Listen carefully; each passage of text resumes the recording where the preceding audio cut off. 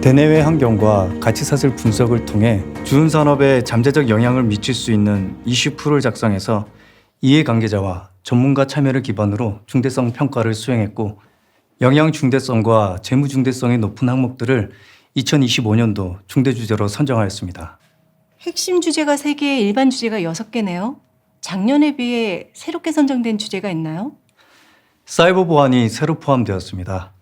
최근 들어 정보 보호가 강조되고 전년에 비해 영양 중대성뿐만 아니라 재무 중대성도 높아져서 새롭게 일반 주제로 선정되었습니다. 예. 기밀 정보가 유출될 경우 그에게 과징금이 부과되고 기업 평판이 훼손돼서 경쟁력에도 부정적인 영향을 미친다는 전문가들의 의견이 있었습니다. 네, 알겠습니다. 온실가스 감축이 최상의 핵심 주제인데 배출권 거래제 유상할당 비율이 확대되고 배출권 가격이 오를 것으로 예상되는데요. 회사의 대응 방안은 어떻습니까? 예, 과거에는 주로 녹색 프리미엄과 REC 구매를 했지만은 최근에는 경제성이나 장기적인 가격 안정성을 고려해서 PPA 계약이나 EU 부지의 태양광 자가 발전으로 전환을 하고 있습니다. 국내 온실가스 배출량을 감축할 수단이 많지 않아서 기존 탄소 중립 목표 달성이 어려워 보이는데요. 이해관계자의 신뢰까지 고려해서 목표를 수정할 필요가 있나요? 목표 재조정에 따른 평판 리스크를 포함해서 기존 탄소 중립 계획 이행 경과 그리고 친환경으로의 규제 변화가 추진 비용에 미치는 재무적인 영향들을 종합적으로 평가하고 있습니다. 미국은 트럼프 2기 행정부가 파리 기후협약을 재차 탈퇴하면서 ESG에 반하는 정책 규제가 있고, 유럽도 옴니버스 패키지를 통해 규제를 간소화해서 산업 경쟁력 확보에 주력한다는 입장이던데요. 중산업에 미치는 영향은 어떻습니까? 예, 우리도 EU에 CSRD가 적용되는 유럽 현지 자회사들이 있습니다. 작년부터 CSRD 대응을 준비하고 있었는데 옴니버스 패키지 발표 직후 회의를 소집해서 현황을 파악했고 기후변화 과제를 우선적으로 추진하는 것으로 전략을 일부 수정했습니다. 알겠습니다.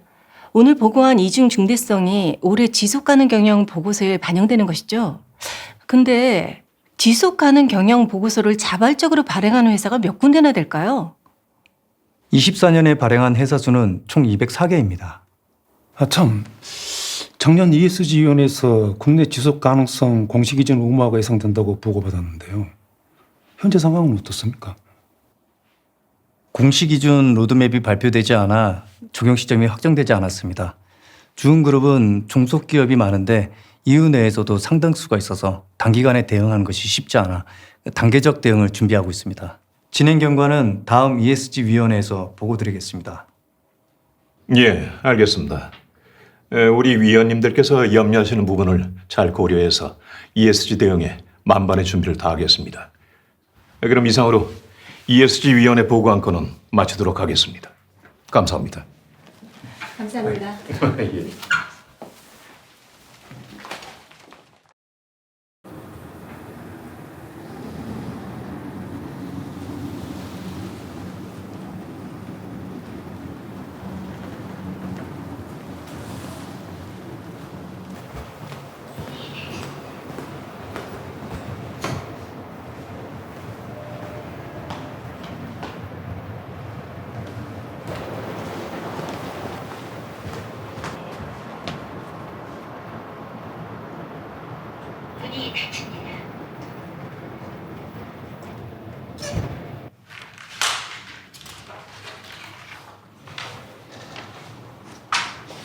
안녕하십니까.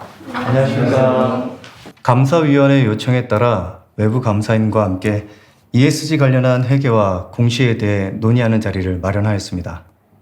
EU에서도 옴니버스 패키지를 통해 지속 가능성 공시에 대한 규제 간소화가 추진되고 있다던데 우리나라에도 영향을 미칠까요? EU와 국내 공시 기준 간엔 무슨 차이가 있을까요? 국내는 공시 의무화 적용 시점이 아직 정해지지 않았습니다. 국내 공시 기준 초안에서 기후는 필수 공시 사항이고 그 외에는 선택적으로 공시할 수 있습니다. 반면에 EU 기준은 ESG 전반을 포괄한다는 점에서 차이가 있습니다. 기후 관련 위험은 어떤 것들이 있나요? 아까 얘기한 지속 가능성 공시 기준에 따라 기후 위험을 공시해야 한다는 거죠. 제가 답변 드리겠습니다. 국제 지속 가능성 공시 기준에서 기후 관련 위험을 크게 물리적 위험과 전환 위험으로 분류하고 있습니다. 물리적 위험은 홍수, 태풍, 가뭄, 산불과 같은 기상사건 또는 강수량과 온도 변화의 기후 패턴이 장기적으로 변하여 발생하는 물리적 자연현상에 의해 노출되는 위험을 의미합니다. 물리적 위험의 재무적 영향으로는 기업의 자산에 대한 손상으로 인한 손실, 유지 보수 및 자본 비용의 증가 등과 같은 직접적인 영향과 공급망 붕괴로 인한 생산량 및 매출 감소 등과 같은 간접적인 영향이 있습니다. 전환 위험은 정책적인 변화, 소송 가능성, 기술의 혁신, 시장 수요의 변화 등과 같이 저탄소 경제로 전환하면서 기업이 부담하는 위험을 의미합니다. 전환 위험의 재무적 영향으로는 준법과 소송으로 인한 비용, 자산 손상 이슈, 수요 변화로 인한 수익 구성 변화나 비용 증가가 있습니다. 국내 지속 가능성 공시가 의무화되면 미래에 예상되는 중요한 기후 관련 위험 및 기회에 대해 회사에 미치는 재무적 영향과 기후 회복력 평가를 공시해야 합니다. 기후 회복력은 기후 변화나 불확실성에 적응할 수 있는 역량으로 기업 상황에 맞는 시나리오 분석을 수행하고 관련 정보를 공시하는 것입니다. 네, 알겠습니다. 이번에 유럽에서 주요 상장사들이 24년부터 CSRD가 적용된 보고서를 공시했다고 들었습니다. 우리 주은산업에 적용할 만한 시사점이 있나요? 기업이 이해 관계자들에게 미치는 ESG의 영향은 자세히 분석되었으나 ESG가 기업에 미치는 재무적인 영향에 대해선 더 많은 연구가 필요하다고 생각합니다. 공시를 준비하는 회사 입장에서 특별히 신경 써야 할 부분이 있을까요? 공시 의무화와 동시에 인증 의무화가 세계적인 추세인데 지속 가능성 정보에 대한 정확한 데이터 산출이 중요하기 때문에 전사적 차원에서 역량을 집중하고 경영진의 적극적인 지원과 이사회와 감사위원회의 관심과 역할이 중요합니다. 지속 가능성 공시 기준은 전통적 재무 공시와의 연계를 요구하고 있고 ESG가 기업 재무 제표에 미치는 영향을 정확하게 파악하려면 CFO나 회계, 재무부서의 적극적인 참여가 필요합니다. 네, 알겠습니다. 배소무님, 주은산업에서 2050년까지 탄소 중립을 선언하고 아리백에 가입했는데 이로 인한 향후 지출 예상액이나 부담액을 회계적으로 어떻게 받아들여야 하나요? 향후 지출 예상액에 대해서 충당부채 인식 여부를 말씀하시는 것 같은데요. 충당부채를 인식하려면 법적 의무이거나 의제 의무가 존재해야 하고 부채 인식 요건을 모두 충족해야 합니다.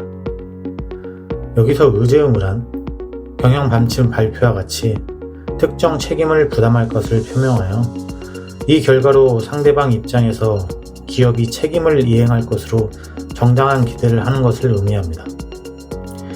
그리고 부채 인식 요건이란 과거 사건의 결과로 현재 의무가 존재해야 하고 경제적 자원의 유출 가능성이 높고 그 금액을 신뢰성 있게 추정할 수 있어야 합니다. 주은산업이 공표한 2050년까지 탄소 중립 목표 선언과 아리백 가입은 의제 의무 요건을 보면 대중에 공표한 내용인 것은 맞지만 정당한 기대를 가지려면 계획의 상세한 내용과 실행 방안, 실행 시기의 구체성이나 계획의 진행 정도 등을 제시되어야 하므로 상황에 따른 추가적인 판단을 요합니다. 만약 의제 의무를 부담한다 하더라도 부채 인식 요건까지 모두 충족하고 있는지 살펴보아야 합니다. 탄소 중립선언은 과거 사건이 아니라 미래에 관한 것이기 때문에 현재 의무로 보기 어렵습니다. 따라서 탄소 중립 선언 시점에 충당 부채를 인식할 가능성이 낮습니다. 다만 부채를 인식하지 않더라도 향후 자산의 상각기간 변경이나 손상 등을 고려해야 합니다. 결국 부채 인식은 엄격하게 적용되는 것이군요. 기후 관련 이슈가 회사 재무제표에 상당한 영향을 줄 수 있는데요. 재무제표에 영향을 미치는 구체적인 예시는 어떤 것들이 있을까요? 재무제표에 미치는 영향은 다양할 수 있습니다. 예를 들어 해운회사의 선박에 대해 탄소 집약도 지수를 매년 평가하는데 지속적으로 낮은 등급을 받거나 최하위 등급을 받는 경우 에너지 개선 계획을 제출하여 승인을 받아야만 운항이 가능해서 낮은 등급의 선박은 운항일수 제한으로 인해 손상 징후가 식별되고 손상 검사에 따라 손상 차손이 발생할 수 있습니다. 또한 탄소 배출량이 높은 생산 설비를 에너지 전환을 위해 조기에 폐쇄할 경우 자산의 내역 연수가 단축되어 감가상각비가 증가할 수 있고 생산 원가의 급격한 상승으로 이어져 원가를 회수하기 어려울 경우 재고 자산을 순실현 가능 가치로 감액해야 할 수 있습니다. 한편 회사가 유휴부지 발전 사업자에게 발전 설치 공간으로 제공하고 전력 공급 사업자와 직접 전력 거래를 체결하여 전력을 구매하는 온사이트 PPA가 있습니다. 회사는 발전 사업자가 설치한 발전 설비에 대한 사용 통제권을 갖고 있으면 리스 기준서가 적용되어 사용권 자산과 리스 부채를 인식해야 할 수도 있습니다. 발전 설비의 사용을 지시할 권리가 있고 설비 사용으로 생기는 경제적 효익의 대부분을 얻을 권리를 가지고 있으면 사용 통제권이 있다고 봅니다. 따라서 리스 기준서 적용 여부에 대해 상당한 검토와 판단이 필요합니다. 회사가 탄소 감축의 수단으로 재생에너지 발전소와 장기간 REC 구매 계약을 맺는데 REC 가격은 약정 금액과 생산된 전력의 실제 판매 가격의 차액으로 결정됩니다. 여기서 REC 구매 계약에서 전력 가격에 따른 변동성을 주계약과 분리하는 내재 파생 상품 여부를 검토해야 할 수 있습니다. 감사위원회에서 기후 관련 이슈가 재무제표에 미치는 영향들을 잘 살펴봐야겠네요. 네, 그래야겠네요. 두 분 설명 감사합니다.